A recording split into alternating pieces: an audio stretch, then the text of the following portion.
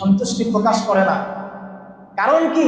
কারণ ওই বান্দা নামাজ ঠিকই পড়ে, ইবাদত ঠিকই করে, বাসায় গিয়ে বাবা মার খিদমত ঠিক মতো করে না, তাদের দেখভাল করে না, ভরণ পোষণ দেয় না, তাদেরকে কষ্ট দেয়, তাদের কোনো কিছু সে সহ্য করে না। হুজুর এগুলো কোত্থেকে বলতেছেন? এগুলো সমাজের বাস্তবতা থেকে বলতেছেন। আমাদের কানে প্রতিনিয়ত এরকম সংবাদ আসে যে হুজুর এই বিষয়টা যদি আপনি একটু দেখেন, অথবা আপনি একটু বুঝিয়ে দেন, অথবা আপনি যদি বাসায় যান, অথবা একটু আমার সন্তানকে যদি একটু বুঝিয়ে দেন। কি?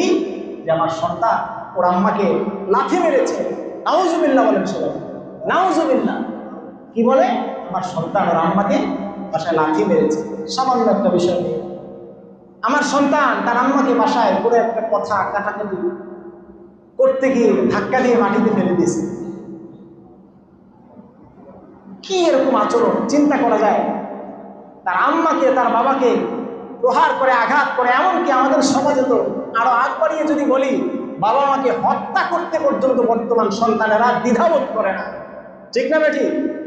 হত্যা করতে পর্যন্ত দ্বিধাবোধ করে না। আপনারা জানেন এখনো অনেক মামলা চলমান আছে এই বিষয়ে, যে বাবা মাকে হত্যা করেছে, ওই সন্তান অ্যারেস্ট হয়েছে, ছেলে অ্যারেস্ট হয়েছে, মেয়ে অ্যারেস্ট হয়েছে, এখনো জেলে পড়ে আছে। এরকম ঘটনা সমাজে আছে না নাই? আছে। আশেপাশে খোঁজ নিয়ে দেখেন, আপনারা আমার সন্তানদের দিকে খোঁজ নিয়ে দেখেন। অথচ আল্লাহ তাআলা কত গভীরভাবে, কত কঠিনভাবে বলেছেন যে সমস্ত বান্দা, তোমাদের 1 নম্বর দায়িত্ব হলো আমি রবের ইবাদত করা, আমি রবের গোলামি করা। 2 নম্বর দায়িত্ব কি? বাবা মার সাথে সৎ ব্যবহার করা, সদাচরণ করা, তাদেরকে দেখাশোনা করা, তাদের সাথে এমন কোনো আচরণ না করা যেই আচরণের পরিবর্তে, যেই আচরণের পরিপ্রেক্ষিতে তারা কি করে?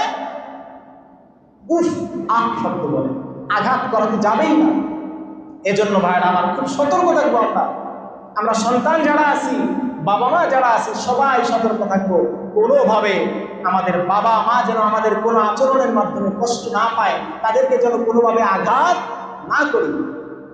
কারণ নবীজি সাল্লাল্লাহু আলাইহি সাল্লাম বলেছেন, রিদার রাব্বি ফি রিদাল ওয়ালিদাইন ওয়া সাখাতুর রাব্বি ফি সাখাতিল ওয়ালিদাইন।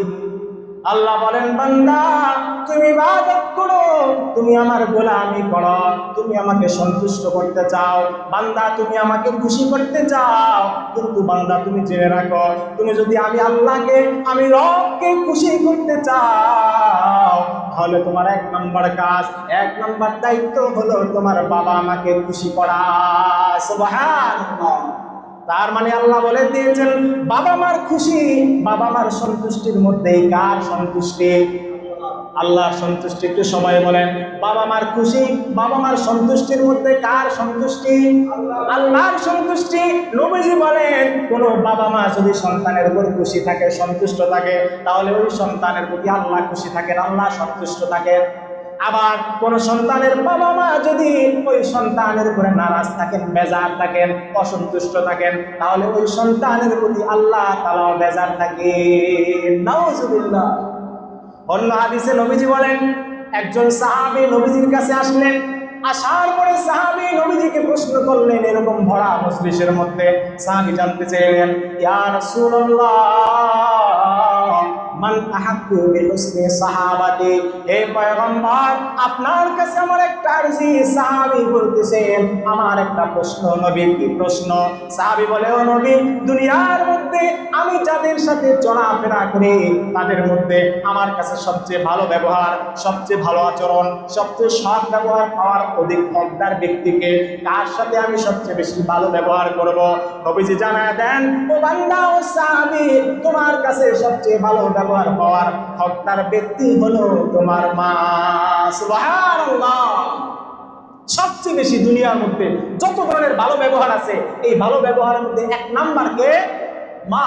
অথচ আমরা দেখি বাইরে যাই, মার্কেটে যাই, বাজারে যাই, বন্ধু বান্ধবদের সাথে চলাফেরা করি, কত মিষ্টি গল্প, কত সুন্দর কথা, কত ভালো আচরণ, কিন্তু মায়ের সাথে আসলে যত রাবিবাদ, তর্ক বিতর্ক যা আছে এগুলো চলে। নবীজি বলেন, সাহাবী আবার প্রশ্ন করেন 2 নাম্বার কোন ব্যক্তি? নবীজি আবার বলেন 2 নম্বরেও তোমার মা। অর্থাৎ পৃথিবীতে 1 নম্বরে বান্দা তুমি যদি কারোর সাথে ভালো ব্যবহার করতে চাও তোমার মায়ের সাথে করবে। নবীজি বলেন 2 নম্বরে যদি কারোর সাথে ভালো ব্যবহার করতে চাও তাহলে তোমার মায়ের সাথে করবে। সাহাবী বলেন তাহলে 3 নাম্বার ব্যক্তিকে 3 নাম্বার স্তরে আমি কাকে বসাবো? নবীজি বলেন 3 নাম্বার স্তরেও তোমার ভালোবাসা, তোমার প্রিয় মানুষ মহব্বতের জায়গা হলো তোমার মা।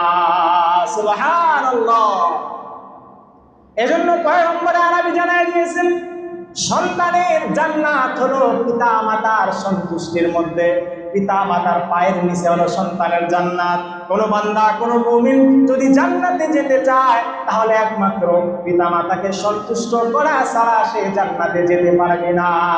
সুবহানাল্লাহ। কারণ নবীজি 3 নাম্বার 3টা স্তর বলেছেন।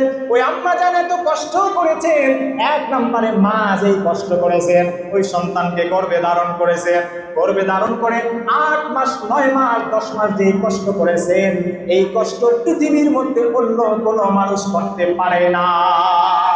বিজ্ঞানীরা ডাক্তাররা গবেষণা করে বলেন ওই মা যখন একজন সন্তানকে প্রসব করে ওই সময় তার ব্যথার যে ডিগ্রি যে পরিমাণ থাকে ওই পরিমাণের 100 ভাগের 1 ভাগ যদি পৃথিবীর কোনো সুস্থ মানুষের মধ্যে ওই ব্যথাটা দিয়ে দেওয়া হয় সে টিকতে পারবে না। তাহলে চিন্তা করেন আপনাকে আমাকে 10 মাস 10 দিন যেই মা গর্ভে ধারণ করেছেন কতটা কষ্ট তারা করেছেন, আর আমরা সেই মাকে লাথি দেই, সেই মার উপরে আঘাত করি, প্রহার করি, কষ্ট দেই, ধাক্কা দিয়ে ফেলে দিই, কত খারাপ আচরণ আমরা করি। জীবনের মূল কষ্ট মায়ের প্রসব বেদনায়, 7 আসমান 7 জমিন তখন মায়েরই মাথায়। জীবনের মূল কষ্ট মায়ের প্রসব বেদনায়,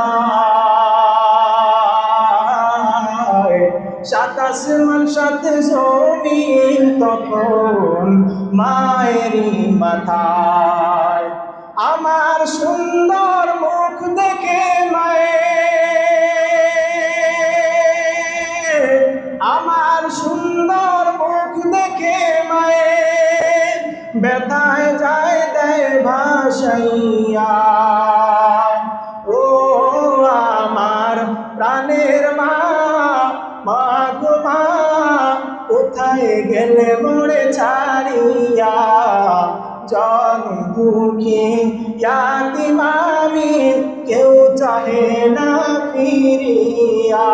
বলেন সবাই, ও আমার প্রাণের মা, মা গো মা কোথায় গেলে মোরে ছাড়িয়া, জনম দুঃখী ইয়াতীম আমি কেউ চাহে না ফিরিয়া।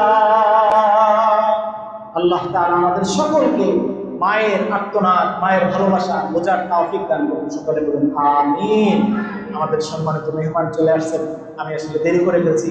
সবার কাছে আমি করজোর অনুরোধ করছি ক্ষমার দৃষ্টিতে দেখবেন। আমি বাকি যে আলোচনা আছে ইনশাআল্লাহ আগামী জুমায় করবো। আমি আজকে মেহমানকে সময় দিইনি, আরো আগে আসছেন, আরো আগেই দেওয়া উচিত ছিল, কিন্তু আমাদের আলোচনার মধ্যে আমরা দিতে পারিনি। আল্লাহ তাআলা আমাদের সকলকে কবুল করুন। আমাদের মেহমান আমাদের সামনে কথা বলবেন ইনশাআল্লাহ। আমরা সকলে